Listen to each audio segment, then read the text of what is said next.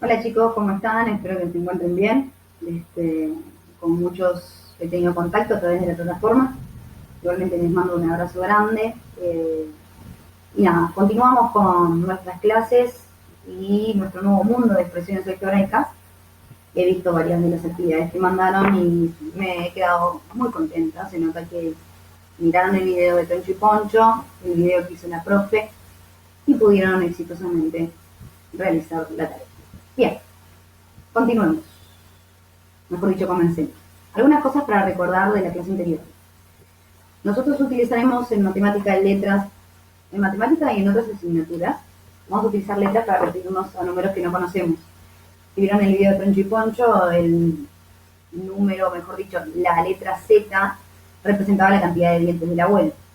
Bien, las letras pueden representar cualquier número que no conozcamos. No necesariamente tiene que ser dientes, no necesariamente tiene que ser la edad de un estudiante, puede representar cualquier número que no conozcan. Bien, otra cosa para recordar, importante, si tenemos expresiones como la que la profe está seleccionando en este momento, 4x, recordemos que entre el número y la letra siempre hay una multiplicación.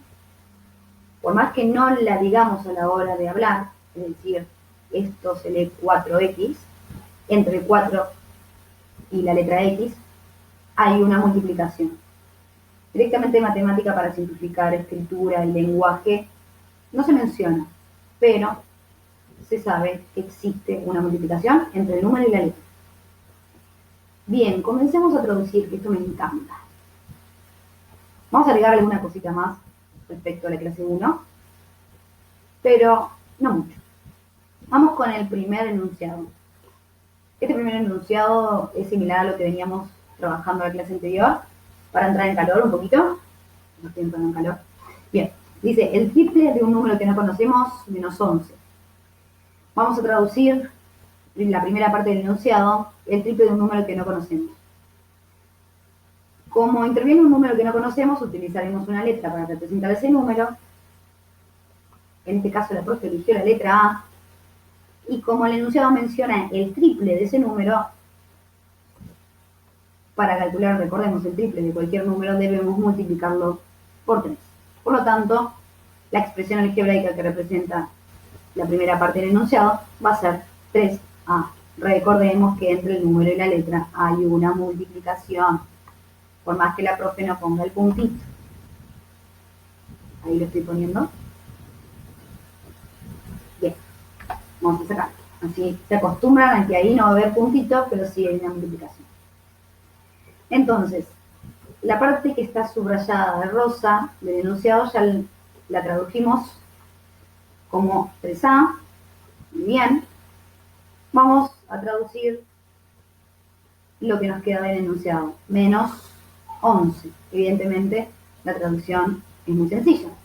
Va a ser un menos y un 11. Por lo tanto, el enunciado en su totalidad va a quedar representado mediante la siguiente expresión algebraica. El triple del número que no conocemos, es decir, 3A, menos 11. La expresión algebraica que representa el enunciado va a ser 3A menos 11. Vieron que la profe utilizó colores para referenciar las partes del enunciado y sus traducciones. Es una buena técnica que pueden utilizar ustedes en sus cuadernos. La sugiero mucho porque guía bastante. Vamos con el segundo enunciado y este me parece bastante interesante. Le vamos a agregar algún término que ya lo conocen de años anteriores. El enunciado es la diferencia entre 5 y el doble de un número que no conozco. Bien, la palabra nueva que se integra a esta clase número 2 es diferencia. La han escuchado, sí, en primero, con Cintia seguramente lo han trabajado. Cuando en matemática utilizamos la palabra diferencia, estamos haciendo referencia a una sustracción. ¿Sí? En este caso, según el enunciado, la diferencia, es decir, esa resta va a ser entre el 5 y el doble de un número que yo no conozco. Para recordar un poco, termino de primero, pasó una moto, espero que se haya escuchado lo que dije. En una resta podemos determinar estos dos elementos, el minuendo y el sustraendo. El minuendo, el número que va antes del signo de menos, es el número al que se le va a restar, ¿sí? Y el sustraendo, que va luego del signo de menos, es el número que va a ser restado, es decir, a 10 le voy a restar 5. Mirando o viendo entre todos un ejemplo muy sencillo y con números, dejando de lado un poquito las letras, miren este enunciado. La diferencia entre 7 y 3. Dijimos, diferencia representa una sustracción. Ahora, ¿entre quién? Entre el 7 y el 3. El primer número que se menciona en el enunciado, ¿sí? Número, o puede ser una expresión, siempre va a ser el minuendo, es decir, lo que va antes del signo de menos.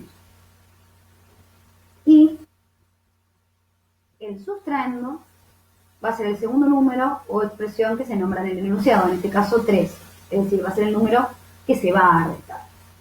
Por lo tanto, volviendo al enunciado que queremos traducir, la diferencia entre 5 y el doble de un número que no conocemos. Evidentemente, si aparece la palabra diferencia, la operación que estamos o la operación que se hace referencia es la sustracción. Por lo tanto, va a ser una sustracción, una resta, entre el 5, que va a ser el minuendo, es decir, lo que va a estar delante del signo de menos, la diferencia entre 5 y el doble de un número que no conocemos. Es decir, el doble de un número que no conocemos en nuestra sustracción va a ser el sustraendo, es decir, lo que va después del signo de menos. ¿Cómo traducimos el doble de un número que no conocemos? Ya lo hemos hecho en la clase número 1. Supongamos que a ese número que no conozco le llamo m. El doble de ese número va a ser 2 por m. Recordemos que no decimos el por, es decir, 2m. En conclusión, volviendo al enunciado que tenemos que traducir, la diferencia, es decir, una resta, entre el 5, es decir, 5 menos el doble de un número que no conozco, 2 por m, o 2m, que sería lo correcto. Hasta que se acostumbren lo voy a decir de las dos maneras, 2m o 2 por m. Pero recuerden, entre el número, entre el numerito y la letra, siempre hay una hermosa multiplicación.